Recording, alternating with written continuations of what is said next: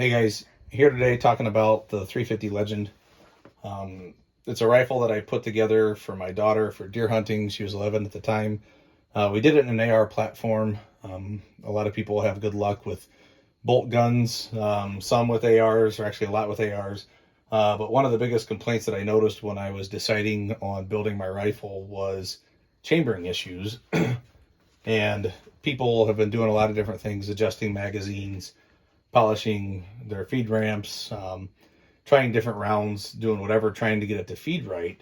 And a lot of it's worked for a lot of people, and I can tell you what has worked for me personally is that I've polished both the feed ramp and the chamber.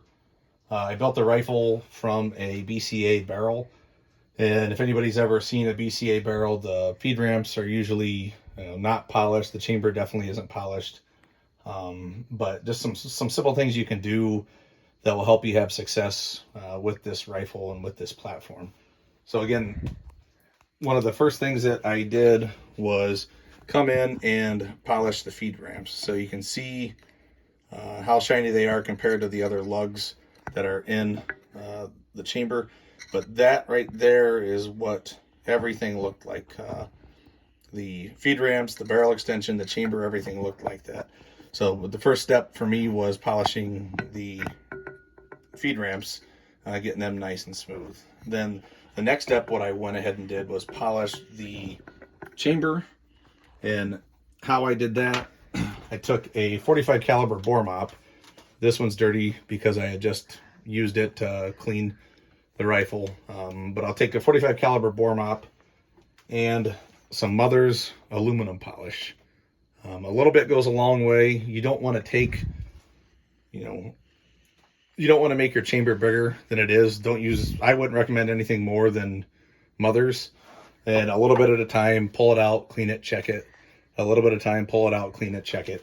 I'm going to put a little bit of cleaner on this just so it doesn't make a noise. But all I did then was took this on a drill and just nice and slow back and forth to the chamber. And the results of it, what it looked like, and I ran a cleaning rod into the barrel, but what you can see is the chamber is polished enough that as I bring this cleaning rod forward, you can actually see its reflection in the chamber.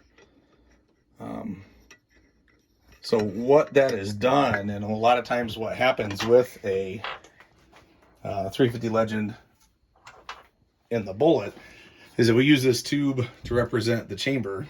If the top of the chamber is not smooth and the bullet's sitting in the magazine, hits your nice polished feed ramps, goes up and hits the top of the chamber, and there's enough friction there, and this tip is soft enough that it'll dent it and cause it to jam. And what a lot of people will see when they're having chambering issues is that maybe the bullet's coming out with a flat spot on it where it's hitting the chamber and just sliding a little bit and getting stuck. So by polishing that, it makes it nice and smooth that when the bullet goes up and hits, it just flows right in. And I can tell you, we've put probably, 40, 50 rounds at a time downrange out of this. And I think maybe had one failure to feed out of 300 rounds. I polished it before I put it together, but it can be done after it's in. And again, all I did was chuck a bore mop up in and with long enough extension and back and forth, clean it out, check it. As soon as it starts to get smooth, you're probably good.